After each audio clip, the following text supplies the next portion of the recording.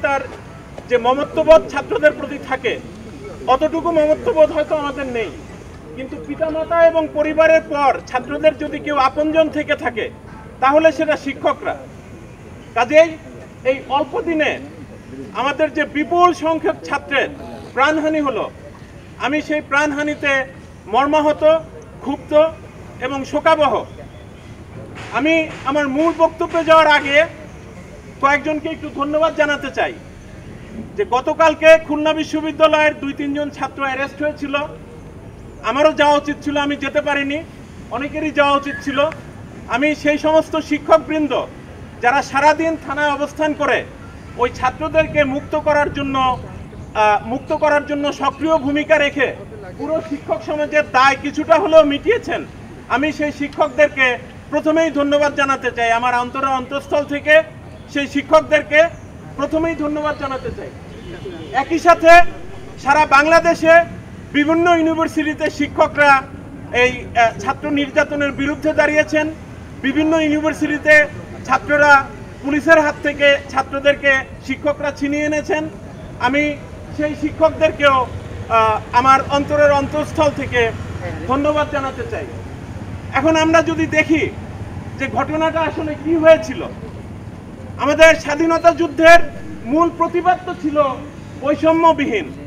আমাদের স্বাধীনতা যুদ্ধের মূল চেতনাটা রবীন্দ্রসঙ্গীতের সেই পংক্তিতে উচ্চারিত হয়েছে যে আমরা সবাই রাজা, আমাদের এই রাজার রাজত্বে। স্বাধীনতার চেতনা একটা শাসক গোষ্ঠীর থেকে ট্রান্সফার হয়ে আরেকটা শাসক গোষ্ঠীর দাসত্ব বরণ করার মধ্যে নয়। স্বাধীনতার চেতনা কোনো ব্যক্তি, কোনো দলের হাতে দাসখত লিখে দিয়ে নাগরিক জীবন বাদ দিয়ে প্রজার জীবন যাপন করা, এটি কোনো স্বাধীনতার চেতনা নয়। স্বাধীনতার চেতনা হচ্ছে যে বৈষম্যমূলক সমাজ, বৈষম্যমূলক রাষ্ট্র যে সুযোগ সুবিধাগুলো প্রোভাইড করে, রাষ্ট্র যে সুযোগ সুবিধাগুলো যেগুলো আছে সেই রাষ্ট্রীয় সুযোগ সুবিধার প্রতি সবার একেবারে বৈষম্যহীন অধিকার, এটি হচ্ছে যে স্বাধীনতার চেতনা।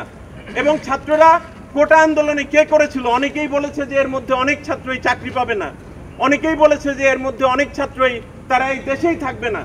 কে কি চাকরি করবে, কে কোন দেশে থাকবে সেটি মূল কথা না।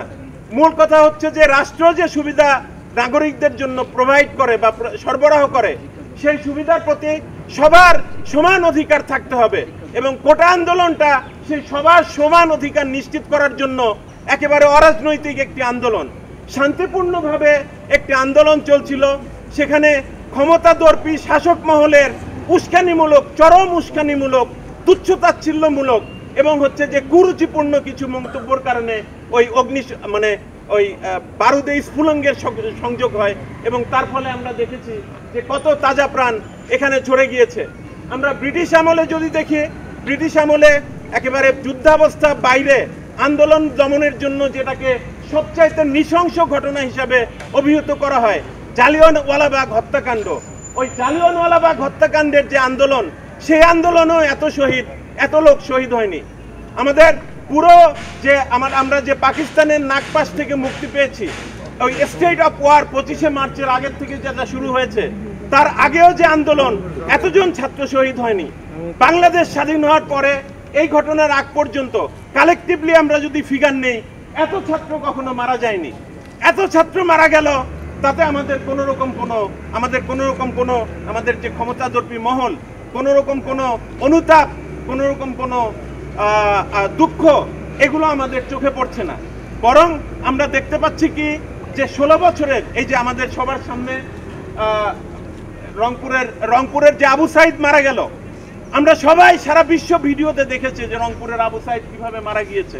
রংপুরের আবু সাইদ মার্ডারে 16 বছরের এক ছাত্রকে গ্রেফতার করে তাকে আসামি করা হচ্ছে। আমি যে ছাত্ররা মারা গিয়েছে, ইয়াসিন ভাই যথার্থই বলেছেন, বৈষম্য বিরোধী সেই সমস্ত শহীদের প্রতি আমি তাদের আত্মার মাগফিরাত কামনা করছি। আমি তাদেরকে তাদের পরলৌকিক শান্তি কামনা করছি। একই সাথে যে হত্যাকাণ্ডগুলো ঘটেছে, এই হত্যাকাণ্ডের সুষ্ঠু তদন্ত এবং বিচার কামনা করছি। এই হত্যাকাণ্ড যারা ঘটিয়েছে এবং যাদের আদেশে এই হত্যাকাণ্ডগুলো ঘটেছে, প্রত্যেকের আমি সর্বোচ্চ বিচার কামনা করছি। ওই যে শামসুর রহমানের ভাষায়, প্রত্যেককে আমি অভিশাপ দিচ্ছি। একই সাথে বর্তমানে যে নারকীয় নির্যাতন চলছে, পাকিস্তানের আমলে লুঙ্গি খুলে ধর্ম চেক করা হতো, এখন মোবাইল খুলে যার যার আপনার রাজনৈতিক আদর্শ চেক করা হচ্ছে। পার্থক্যটা কি? ছাত্রদের হলে তো বন্ধ করেই দিয়েছে। ছাত্ররা যে সমস্ত জায়গায় থাকে সেই মেসগুলোতে, মেস এলাকায় বিদ্যুৎ বন্ধ করে দিয়ে, গ্যাসের সংযোগ বন্ধ করে দিয়ে তারপরে হচ্ছে যে তাদেরকে ইঁদুরের মতো ফাঁদে ফেলে বের করে এনে তাদেরকে গ্রেফতার করা হচ্ছে। আমি এই সমস্ত অত্যাচার, নির্যাতন, নিপীড়নের তুমুল প্রতিবাদ করছি এবং আমি আশা করছি যে সবাই আমাদের পাশে এসে দাঁড়াবে। সবাইকে ধন্যবাদ।